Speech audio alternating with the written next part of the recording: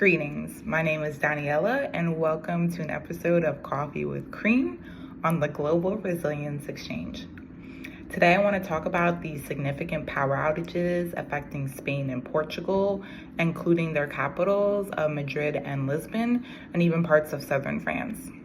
This widespread blackout disrupted transportation, communication, essential services, highlighting critical lessons that we can learn about infrastructure resilience, the importance of backup systems, and really the cascading effects of a mass interruption, especially from a business continuity perspective. So I have 3 points that I quickly want to discuss. But before I get into that, please subscribe to the Global Resilience Exchange page, as well as like and comment, especially if you have any experience with business continuity. So first point, infrastructure resilience. This is huge. This is not an easy topic to decipher, and it has a lot of layers, which involves the public sector as well as the private sector. So sometimes it's just not that simple. But when we think about the vulnerability of our power grids, we really need to consider, what does modernization look like for efficiency?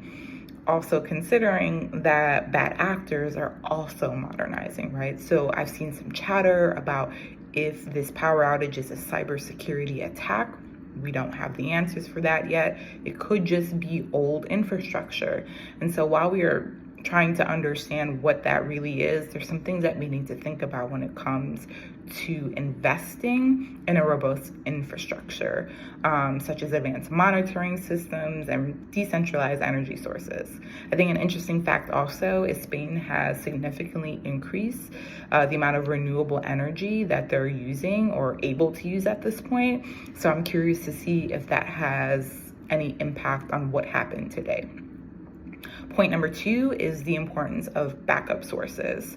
So I don't want to speculate, as I don't have the answer to what exactly happened for this outage, but I think it's important for us to realize the power that we hold as resilience professionals and community members. So do you have a battery pack that's charged, right? Did you use it, because your phone was dead and you didn't want to get your charger? Can you use it right now if the power were to go out?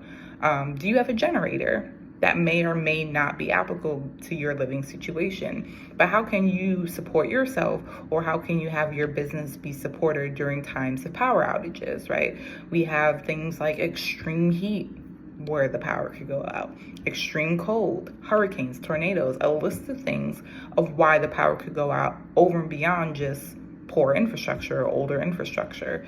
So really understanding a backup source and how you can attain that if you haven't already, I think is a really smart move, especially as a resilience professional.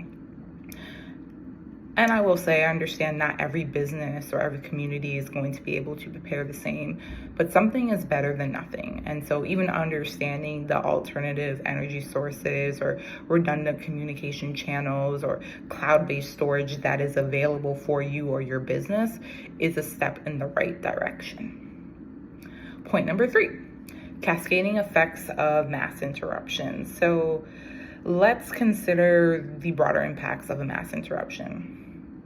Impacts to trains, disrupted flights, chaos on the roads due to non-functioning traffic lights, what's happening in our hospitals, what's happening in our schools, what's happening to our business. Can we open the doors? What does the business continuity plan look like for those situations? This is a no-notice type of event, right? So we don't necessarily have the time to prepare. We may not be able to get to send a message out. The Wi-Fi may be down before we realize what's happening, right?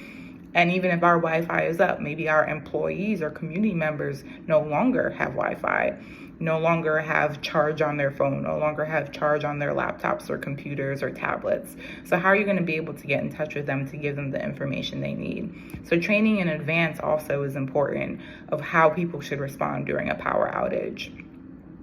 So I just want to say I am looking forward to the restoration of power across those countries and for those who have been impacted. But this is truly a stark reminder of why we need resilient infrastructure and really to pour into that. That could be financially, that could be through intelligence and using what we know now versus, a few years ago or decades ago of how to modernize this. As we go through and need more technology and modernize, also, like I said, hackers are modernizing, cyber attacks are getting more sophisticated. So understanding where we need to be now to really be truly resilient is probably the first step. So please subscribe, like, and comment, especially if you've been in a power outage or if you have any resilience related comments. I'd love to hear from you. This is another episode of Coffee with Cream, a short burst of information from me, Daniela, about what's going on in the world of resilience. Thanks for joining.